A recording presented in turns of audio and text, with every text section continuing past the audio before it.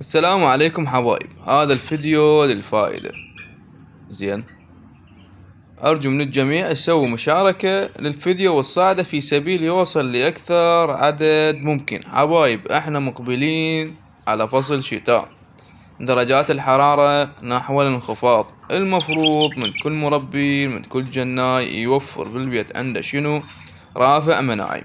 هذا الرافع المناعي قلبي من هسه يبلش كل 10 أيام يخلي قطرات بالمشربة مال الطير، في سبيل تصير عند الطير وقاية، خاصة المخاليف اللي أول مرة يمر عليها الشتاء، اللي ما شايفة بحياتها البرد.